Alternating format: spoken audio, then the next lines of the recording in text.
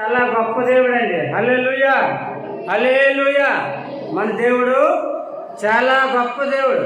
ఎందుకో తెలిసిన ఆయన చిన్నటువంటి వాడు కాదు, మనలాంటి వాడు కానే కాదు, ఈ లోక సంబంధించినటువంటి అధికారి అసలే కాదు. హల్లెలూయా. ఒకసారి చూసుకుని చూడండి, ప్రకటన గ్రంథము 4వ అధ్యాయము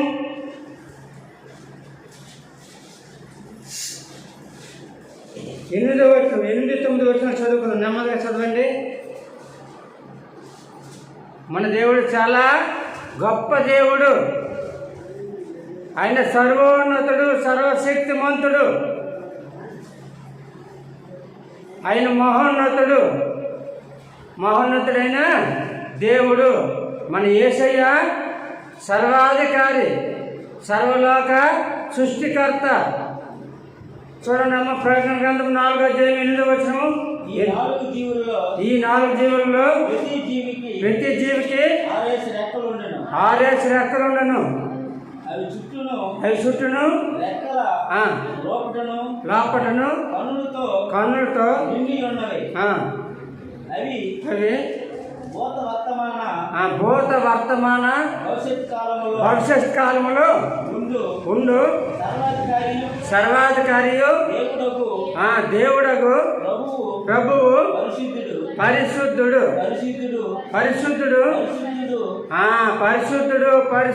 అని మానక రాత్రి పగలు చెప్పుచుండును. హల్లెలూయా.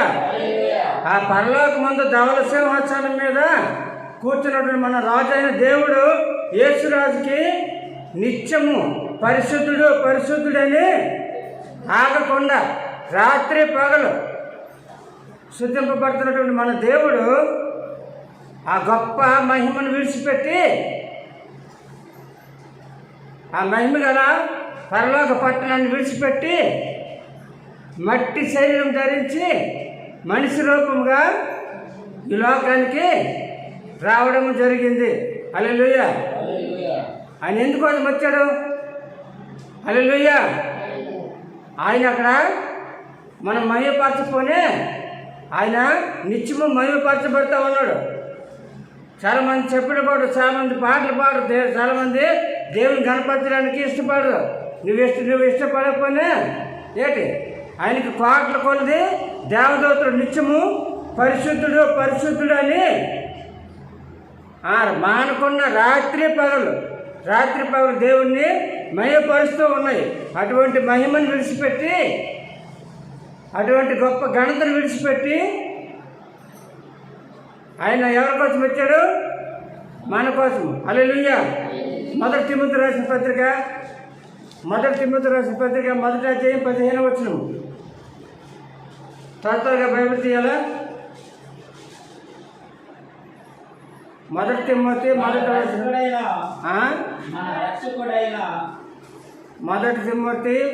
అధ్యాయము 15వ వచనం.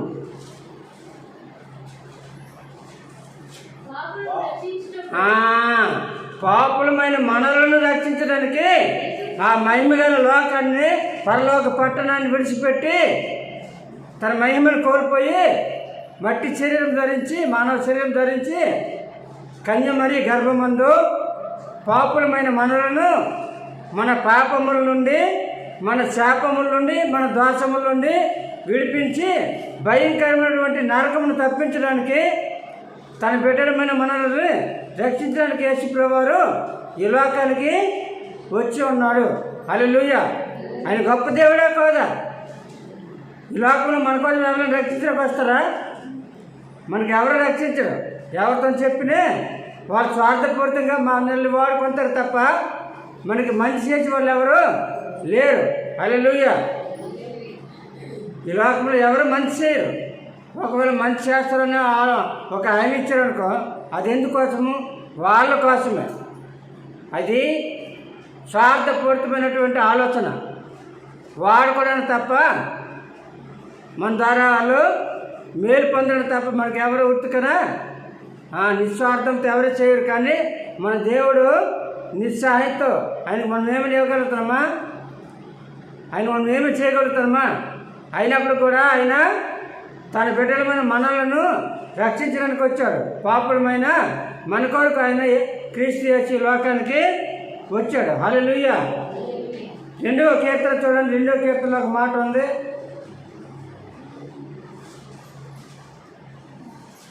నేడు నిన్ను కని ఉన్నాను. నేడు నిన్ను కని ఉన్నాను. దేవుడు మనల్ని కన్నాడు కాబట్టి మనం ఎవరి బిడ్డలము? దేవుని బిడ్డలము.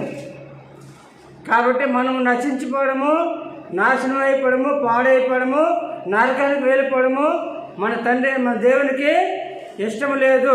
మన పిల్లలు నాశనం అయిపోతే మనకు సంతోషం ఉంటుందా? చెప్పండి. వారు బస్సులు అయిపోతుంటే మనకు బాధ ఉంటుందా ఉండదా? అలాగే మన మీద మన పిల్లలు బాధపడితే ఓర్చుకోలేము.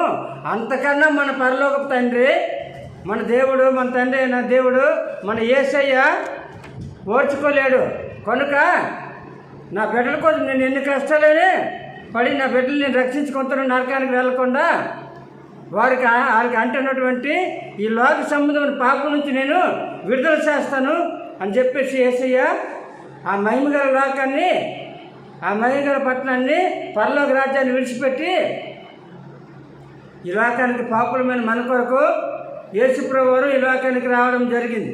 హల్లెలూయా. దేవునికే స్తోత్రం. అంతేగాని దేవుడికి దేవుడు మనకేమి రుణపడిపోయి లేడు. దేవునికి మనమే వచ్చి ఉన్నాం కానీ, రుణపడి ఉన్నాం కానీ దేవుడు మనకేమి వచ్చి లేడు. దేవుడు మనకేమి రుణం లేడు. కానీ ఏంటంటే తన బిడ్డలమైన దేవుడు మనల్ని సృష్టించాడు కాబట్టి, మనల్ని పుట్టించాడు కాబట్టి, ఆయన బిడ్డలం కాబట్టి మనం చెడిపోవడం ఆయనకి ఎంత మాత్రమును ఇష్టం లేదు. అందుకే లోక సువార్త 19:10 చెప్తుంది, నశించిన దాన్ని వెతికి రక్షించుటకు మనుష్య కుమారుడు ఈ లోకమునకు వచ్చను. ఎవరు నశించిపోతారు?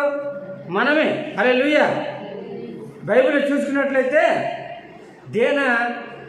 ఏ విధంగా పాడిపోయి తెలుసు జీవితం పోగొట్టుకుంది. లేయా కూతురు, అమ్మం మేము ఎంత అందంగా ఉన్నామో పక్కూరోళ్ళు ఎంత అందంగా ఉంటారో, ఆ స్త్రీలు ఏటేటి రాసుకుంటారు, ఎలా జడలు వేసుకుంటారు, ఎలా డ్రెస్సులు వేసుకుంటారు, మాకు అందంగా ఉన్నారు, అందంగా లేరు, చూసొద్దామని వెళ్ళింది. వెళ్ళి అక్కడ ఆ దేశపు రాజుని చెప్పు, అదే మాట చెప్పు, ఆ దేశపు రాజు కొడుకుని ప్రేమించింది. హల్లెలూయా. అది గొప్ప తగలాటం అయిపోయింది. హల్లెలూయా. వాళ్ళైతే మోయాబీరాలు సున్నితి లేనివారు, అమ్ముని వీళ్ళు సున్నితి పొందినవారు. హల్లెలూయా. దేవుని నమ్ముకున్న వాళ్ళకి నమ్మని వాళ్ళకి జత కుదురుతుందా?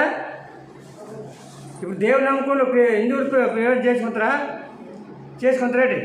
అలా చేసుకుంటే ఆ జీవితం రేట్ అవుతాయి. హల్లెలూయా. మరి మన సంఘంలో కూడా మనం అదే పట్టుబట్టి మన సంఘస్థుల బిడ్డలకి ఎవరికి కూడా అంజలికి మనము ఇవ్వడానికి ఎన్ని సంవత్సరాలు వేస్ట్ చేస్తాం కానీ హిందువులతో పెళ్లి చేయడానికి ఇష్టపడము. ఎందుకంటే వాళ్ళు హిందువులు కాబట్టి మనల్ని మార్చి మనల్ని జీవితాన్ని నాశనం చేస్తారు కాబట్టి వాళ్ళకి మనము ఇవ్వము. వెలుగుకి చీకటికి ఎలాగ పొత్తు ఉండదు, క్రైస్తవులకి హిందువులకి అలాగే పొత్తు ఉండదు. హల్లెలూయా. దేవునికే స్తోత్రం. కనుక దేవుని నానబట్టి వందనాలు స్తోత్రములు. యవనస్తున్నటువంటి ఆడబిడ్డలు ఎక్కువగా ఫంక్షన్లకి పార్కులకి వెళ్ళకూడదు. అది మన తల్లిదండ్రులుగా మన బాధ్యత. మీకు ఉదాహరణ చెప్తానండి. నాకు తక్కడం రాదు, సైకిల్ కూడా తక్కడం రాదు. ఒకవేళ తొక్కుతాను అనుకోండి, నేను తొక్కుతాను భయంతో, నెమ్మదిగా తొక్కుతాను, పీడిగా నెమ్మదిగా తొక్కుతాను కదా, నేను నెమ్మదిగా తొక్కుతాను జాగ్రత్త భయంగా. కానీ అటు వచ్చినవాడు పరను వచ్చి గుద్దేతాడు. అది నా తప్ప ఆడు తప్ప, ఎవరిదైనా మనకే నష్టం. మన తప్పైనా ఆ తప్పైనా దీనికి సాగుతుంది. ముళ్ళు వెళ్ళి అరిటాకు మీద పడినా, అరిటాకు వెళ్ళి ముళ్ళు మీద పడినా అరిటాకే ఆడపిల్ల కూడా అరిటాకు లాంటిదే. మెత్తన ఫస్ట్లో మెత్తగా, కొంతమంది గట్టిగా ఉంటారు, మెత్తపడిపోతారు. హల్లెలూయా. కనుక ఆడపిల్లలు చాలా జాగ్రత్తగా ఉండాలా. ఎందుకంటే ఈ రోజులు మంచివి కాదు. దేవునికే స్తోత్రం. చేయమని వాక్యంలోకి వెళ్ళిపోతాం. చిన్న ఉదాహరణ చెప్పాను. హల్లెలూయా. ఈరోజు చాలా భయంకరమైన దినాలు. వాడు చనిపోతాను తెలిసిన చచ్చిపోతాను, మేడలు కూలిపోతాను. ఏంటి పెద్ద పెద్ద కార్లు మరి బస్సులు అటు నీటిలో తేలిపోయి వెళ్ళిపోతాను, కొండ సైడ్లు ఇరిపోని. ఏంటి తెగ ముంచేస్తుంది. హల్లెలూయా. చూడండి మార్క్స్ వార్త 13వ అధ్యాయము.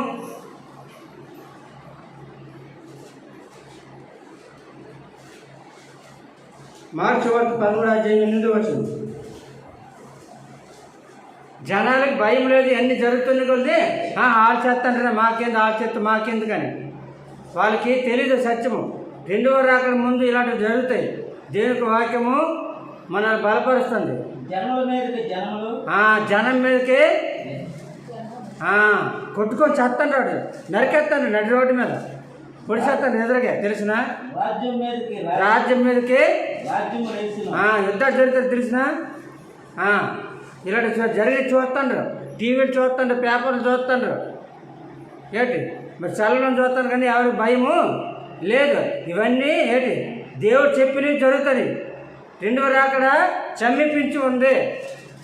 అందుకే దేవునికి వాక్యం ఏంటంటే ఈ లోకమంతటా రాజ్య సువార్త ప్రకటించబడాలా, అంతటా అందరూ మారు మనసు పొందాలని దేవుడు మన అందరూ కనికరం ఉంచుతాడు, దయ చూపుతాడు, దయ చూపిస్తాడు.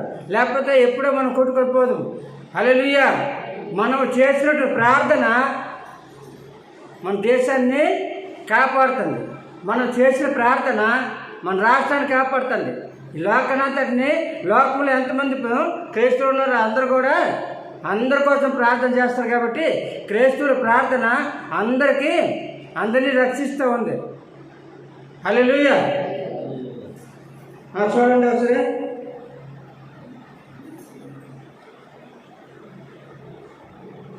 చదవండి. జనముల మీద జనము, అక్కడక్కడ భూకంపాలు, భూకంపం కూడా కలిగి చేసినాడు. అక్కడక్కడ భూకంపం తెలుసు మీకు. ఏకము కింద మీద అయిపోవడమే. కింద మీద చెట్లు లేదు, పొట్లు లేదు.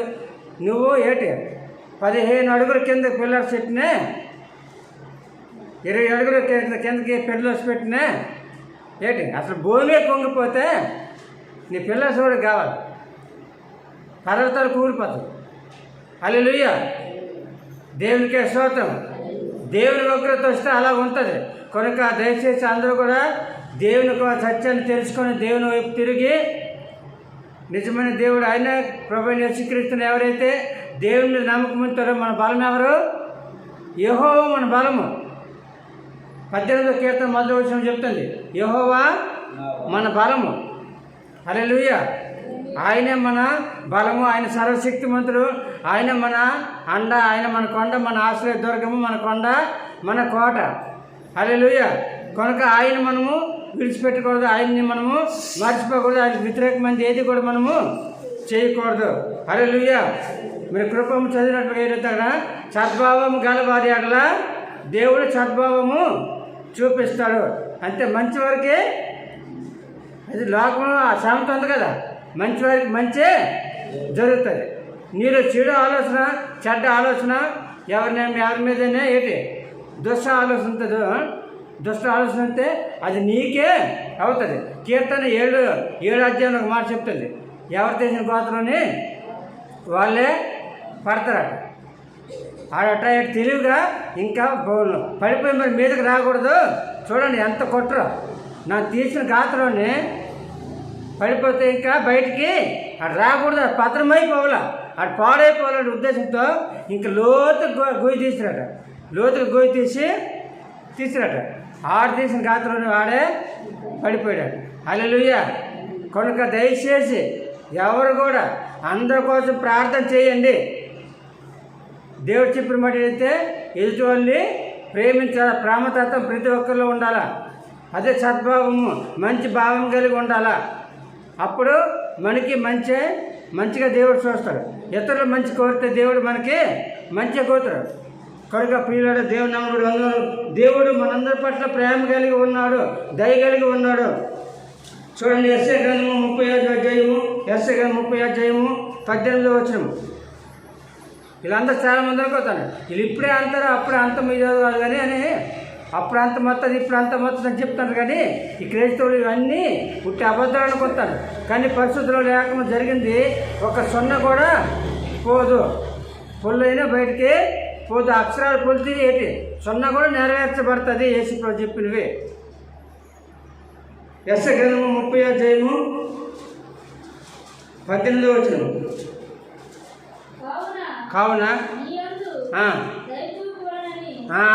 కావున ఎందుకంటే అనేకులు ఇంక మారాలని దేవుడు సమయం ఇస్తూ ఉన్నాడు. రెండవ రాకడ రావడానికి ఎంతసేపు పట్టదు. ఇప్పుడు మనం కూకుంటుండగా రెండవ రాకడ వచ్చేవచ్చు. కానీ లోకమంతటా రాజ్యసువార్త ప్రకటించబడాలి, అందరూ మారు మనసు పొందాలి. ఎందుకు ఆలస్యం చేస్తాడు దేవుడు? ఎందుకు ఆలస్యం చేస్తున్నాడు? ఇంకా బోల్డ్ మంది ఏంటి మూర్ఖంగా ప్రవర్తించేవారు ఉన్నారు. చాలామంది చాలా దేవునికి వ్యతిరేకంగా విరుద్ధంగా ప్రవర్తించేవారు ఉన్నారు. అలా అందరూ కూడా మార్పు చెందాలి. ఏ రోజైనా మార్పు చెందుతారు కదా అని దేవుడు మన ఎందుకు కనికరించి దయ చూపించి ఆలస్యం చేస్తూ ఉన్నాడు. హల్లెలూయా. అందుకే బైబిల్ ఒక మాట చెప్తుంది ఏంటంటే, ఇప్పుడు సమయం లేదు మనకి బల్లాలు ఉంది కాబట్టి చూడండి. ఒక మాట ఏదైతే ఒక మొక్క బాగా రొడ్డైతే బలిసింది, కాయ లేదు, పింజ లేదు, పువ్వు లేదు. అయితే యజమాని వచ్చి ఈ మొక్క ఎందుకు తీసిపారే అని దానికి ఎరువు వేస్ట్, నీరు వేస్ట్ అని చెప్పేసి చెప్తే ఇక తోట మళ్ళీ అన్నాడు ఒక మాట, ప్రభువా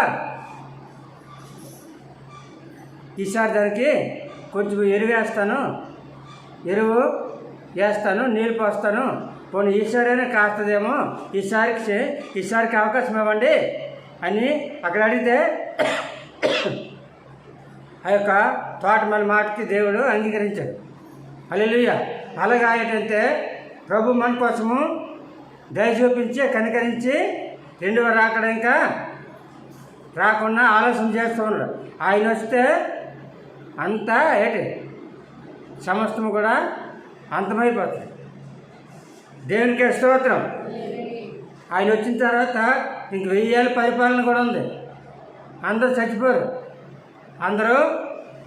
ఇంకేంటంటే చిన్నపడకేంటే ముందు లోకమంతా రాజ్యతో సువార్త ప్రకటించబడాలా.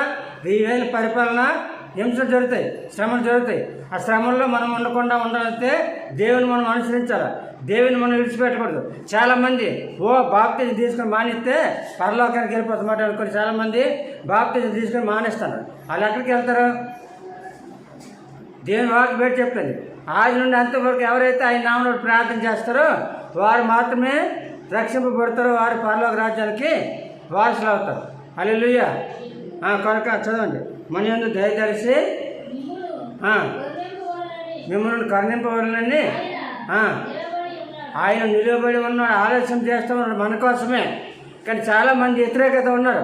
యేసు చివరికి వెళ్తే వాళ్ళు కొట్టడము, తిట్టడము, యేసు ప్రభుని ధిక్కరించడము, ఏలం చేయడము, రకరకాల మూర్ఖత్వంగా ప్రవర్తిస్తూ ఉన్నారు. హల్లెలూయా. దేవునికే స్తోత్రం.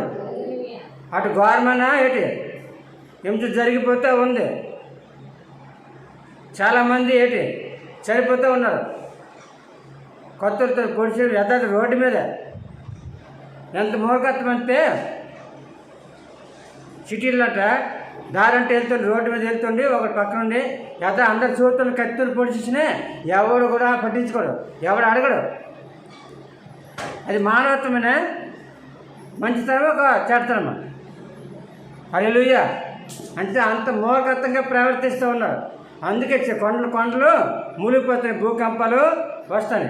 కానీ ఎవడు భయపడలేదు, చనిపోతారు కానీ మార్పు చెందుకుంటున్నారు. ప్రభువును యేసు ప్రభు నిజమైన దేవుడని ఒప్పుకోవట్లేదు. హల్లెలూయా. దేవునికే స్తోత్రం. కనుక వాళ్ళందరి కోసం మనము ప్రార్థన చేద్దాం. దేవుడు ఏ రోజుకైనా ఎవరైనా మారుతారని ఆశ మనకు ఉంది, మారుతారనే ఆశ ఉంది కాబట్టి మారుతారు. యేసు చెప్పారు, మరణ సమయంలోనే సరే చనిపోయే దినంలోనే నన్ను జ్ఞాపకం చేసుకొని చనిపోతారని చెప్పారు. హల్లెలూయా. దేవునికే స్తోత్రం. యేసు ప్రభువు శిలువలో మరణించే ముందు ఒక వ్యక్తి రక్షింపబడ్డాడు. ఎవరు? యేసుప్రభుతో పాటు ఇద్దరు దొంగలు సిలువేశారు. కుడివైపున ఒకరిని, ఎడమ వైపున ఒక దొంగని. వాళ్ళిద్దరిలో ఎవరు రక్షింపడ్డారు?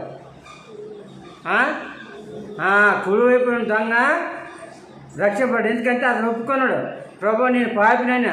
ఆయన ఏ పాపం చేయలేదని నీతి మంత్రిని ఒప్పుకున్నాడు. ప్రభు నేను పాపినని ఒప్పుకున్నాడు. మరి పరలోక రాజ్యం ఉందని ఒప్పుకున్నాడు. పాపను క్షమించమని కూడా అడిగినట్లు చూస్తూ ఉన్నాము. తండ్రి నీ రాజ్యంలో వచ్చినప్పుడు నన్ను జ్ఞాపం చేసుకోమని రిక్వెస్ట్ చేశాడు. పశ్చాత్తాపడటం అదే. పాపం చేసినప్పుడు పశ్చాత్తాపడితే అది ప్రవేశిస్తూ కొడుతుంది. నా చేయలేదు, నన్ను నేనెడతాను అనుకున్నావా? నేనెడతాడు అనుకున్నావా? నన్ను ఏటనుకున్నాను? నన్ను బ్రాండ్ ఏంటి? నేను బ్రాండ్, అది ఆ బ్రాండ్ అది. హల్లెలూయా. వీళ్ళకి ఎప్పుడు అనకూడదు, మనము అందరం కూడా పాపులమే. కాబట్టి మనందరికీ జన్మ పాపం ఉంది, కర్మ పాపం ఉంది. బైబిల్ చెప్తుంది ఏంటంటే నేను పాపిని కాదని ఎవరైతే చెప్పుకుంటారో పాపం లేదని వాళ్ళు తనకు తానే మార్చిపుచ్చుకుంటారని మరి బైబిల్ చెప్తుంది. యోహాను పత్రికలో చెప్తూ ఉంది. కనుక అందరమే పాపమే. పాపం ఒప్పుకొని వాటిని విడిచిపెట్టినప్పుడు మనము కనికరించబడతాము. సామెతల గ్రంథం 8:13 చెప్తుంది. అతిక్రమం దాచిపెట్టేవాడు ఒకటి తెల్లడు చల్లడు, వాటిని ఒప్పుకొని విడిచిపెట్టేవాడు కనికరము పొందును. హల్లెలూయా. కనుక ప్రియులారా, దయచేసి అందరూ కూడా ఈ యొక్క చర్చలు తెలుసుకొని దేవుని దగ్గర పశ్చాత్తాపడి, ప్రభు నేను పాపిని, ప్రభు నన్ను క్షమించు తండ్రి, నన్ను నీ బిడ్డగా నన్ను అంగీకరించి ప్రభు అని ఎవరైతే పశ్చాత్తాపడతారో దేవుడు వారిని క్షమిస్తాడో, వారిని తన బిడ్డగా అంగీకరిస్తాడు, వారిని పరలోక రాజ్యానికి వారసులుగా చేస్తాడు. ఈ పరిశుద్ధ వాక్యం దేవుడు దీవించును గాక. ఆమేన్. హల్లెలూయా.